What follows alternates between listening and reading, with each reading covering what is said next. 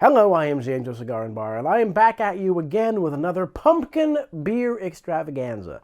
Unfortunately, I don't have my partner, Steph, friend of the show, Stephanie Galbraith, who was here from last year's Pumpkin Beer Roundup, but this isn't quite the same roundup because it's mostly the same players. We've just got a couple of new ones, so this is going to be a shorter video than it was last time. Let me know if you want more content like this going over a bunch of pumpkin beers, because the last year's pumpkin beer video happened to be one of my lowest viewed videos.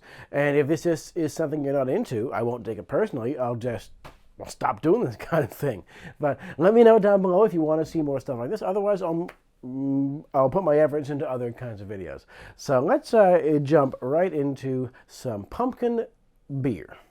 So for starters, here at the Cigar and Bar Tavern Bar, we've got our lovely Flying Monkeys Flashing, and we've also got our lovely here Flying Monkeys Pumpkin Beer, which was the winner last year. This one here is the Flying Monkeys Brewery, based in Barrie, Theater of Madness, and they refer to it as a strong beer brewed with pumpkin and spices. Just a little bit off the back of the can here. Now playing a fresh pumpkin lager brewed featuring pureed pumpkin, co-starring cinnamon, allspice, and nutmeg, and staged with a creamy dollop of lactose, adding depth to the performance, which last year we agreed was the difference that made a difference. That lactose made a huge difference in the mouthfeel, and it was fantastic. No other real notes on this can other than the little sign here that says, "Repent, the end is near." So that's fun. Why wouldn't that be fun?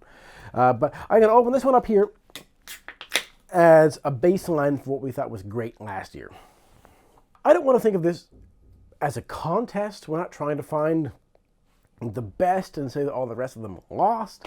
So I really don't want to compare and see if any of these are better than this one. I'm just interested by the whole range of beers that are made at this time of year in the pumpkin beer style. I think that is a lot of creativity, and that's really fun. If you'd like to see the beers that I reviewed last year, they're going to be right up here. You can have a look at those and see how my thoughts on those compare to the ones this year. And we'll jump right in here with a little bit of a refresher. This was the one that I liked the most last year. And that's cinnamony, a little bit bitter, so maybe a little nutmeggy. And it actually does taste like there's a little bit of actual pumpkin in there. Not just pumpkin spice, whether you take the spices that you would go with a pumpkin pie, but actually that pumpkin puree comes forward. And the mouthfeel is divine. It's light, but it's got a little bit of creaminess. It doesn't feel heavy. It's very nice. I like it. So let's go from here, and we'll try the other two that we're adding to the Pumpkin Pantheon this evening. Now, the first one I've got here to add is the Oast House Brewing, which is down in Niagara-on-the-Lake, and this is their Country Bumpkin Spiced Harvest Ale. And I really wanted to get this one on last year's video, but I didn't have a chance to go down and get it in Niagara-on-the-Lake. But luckily for me, with some of the LCBOs here in Burlington this year, this was available locally. So I was able to give it a try. Let's see what it says in the can. Country Bumpkin Spiced Harvest Ale, Rural Root 7. This is part of their Rural Root series, which honestly, this is the first time I think I've read that, and I don't know what it means. But if you want to give me a comment down below, let me know if you want me to go to Oast House and we can talk to them and try their beers and see what they mean by Rural Root series and see if it's a thing that we can explore. We can check out some of their other beers. It's 5.3% alcohol. Here we go. A cozy fall ale made with a mishmash of house-roasted pumpkin, butternut, acorn, and Hubbard squash puree from Howell's Farm. This extra process of caramelization, along with addition of traditional pie spices, lends a unique character, body, and depth of flavor. The rich, warm aromas and flavors of sweet malt, pie filling, subtle hints of squash, and nuttiness phase naturally to a rather crisp, slightly dry finish. That's wordy compared to some of the cans we've read. There's a lot going on that can, but they really do describe the beer. Let's see if this lives up to that expectation. Hey, we're a proud member of the OCB, the Ontario Craft Brewers Association. Thank you, Ontario Craft Brewers Association. This immediately smells drier and more pumpkin-like than the Flying Monkeys one. And in terms of clarity, it's a little more filtered and much more effervescent with large bubble effervescence. So let's see what it's like. Well, that hits me right away with the cinnamon and the pumpkin. You can taste pumpkin. I don't know about the butternut and acorn squash, but there is squash. There is pumpkin right there. I can taste what it's like to carve a pumpkin when you get the guts of the pumpkin in your hands. That slightly tart, dry squash like aroma is there. And the cinnamon is there, and I would say nutmeg. I'm not sure about clove. Did it say clove?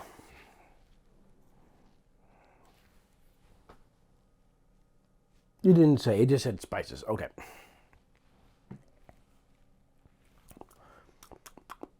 On the finish, though, there is a bit of a bitter clove. This is fantastic. This is a wonderful pumpkin beer.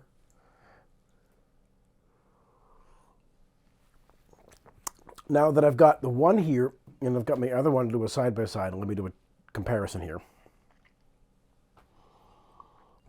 The nose is sweeter, more like an amber red, where this is more a nose of a very dry lager or an IPA, but doesn't have the bitterness and the flavor. Yeah. If I had to compare the two, these are very similar in a lot of their components. The flavor of the actual squash is there. The flavor of the pumpkin spice is there. But this is a drier IPA kind of beer. And this is a much sweeter red ale beer. So very nice. In terms of taking the requirements of the assignment and applying them, they've both put in great flavors on these ones, just in two different styles of beer. And even between the two, as I note them, I don't think that I really feel a big difference. Even between the two, I don't think I note a big difference between the one to the other, where this one has a lactose and this one doesn't. They both got a great flavor.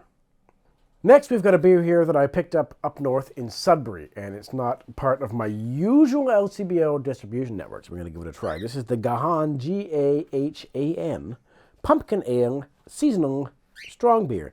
I don't know, I can't recall last year whether or not there was a high confluence of pumpkin ales with strong beers. I don't know if a strong beer is a thing that is big in the pumpkin ale world. But two of the ones we've got here today, this one here is a 5.3. This one here is a 6. And this one here is a strong beer at 5.8. So there are, in fact, all three of these are strong beers. Strong beers. Don't get me started with strong beers. I'll have a whole other video on that. Let's look at the can here and see what details we can glean. This is Gahan Pumpkin Ale Seasonal 5.8 Strong Beer.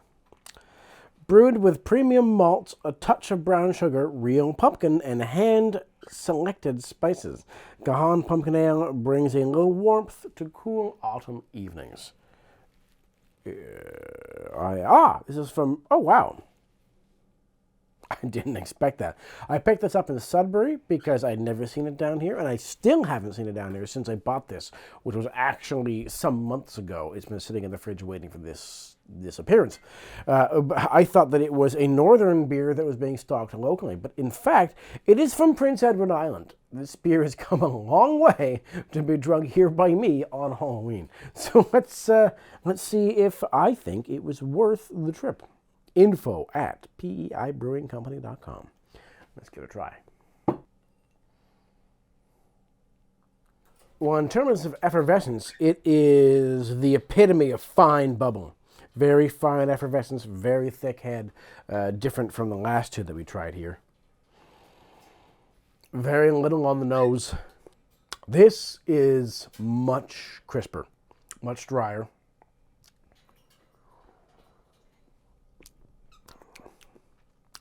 Laudably, this is a beer that is more beer forward and pumpkin as an afterthought. Both of these seem to feature that pumpkin front and center. Two different styles, the same kind of flavor profile, pumpkin spice and actual gourd pumpkin flesh. Great. Very relatable, very much what you're looking for in this kind of beer, because you expect that from a pumpkin beer. This one is very definitely a beer that they've added pumpkin to. I don't know whether they created the beer first and thought, let's make a pumpkin version of it. If anyone out there is watching this, works for this PEI brewery, then let me know. But I would say that this is very much a beer that has had pumpkin added to it. Yeah, I don't think this is a great beer with some pumpkin overtones. And I think that as a beer, it may be my favorite of these three. I can't remember a lot of the other ones from last year other than I like this one the best.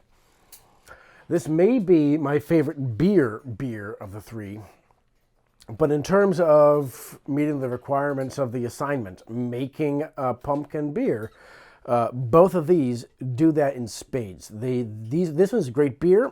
These two make a pumpkin beer in a way that this one doesn't. I'm not sure if maybe this one is beer forward, showing off its qualifications, which is a better beer, and maybe these two are hiding an inferior beer because there's the underlying beer isn't as good as the flavors they're adding to it. But overall, in the category of a pumpkin beer, these two knock it out of the park. I want to say that these are pretty much on par.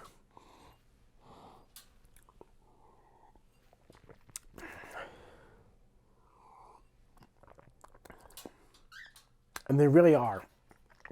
It's just that they're two different styles of beer that have both been infused with the same kind of flavors. So these two do a great job.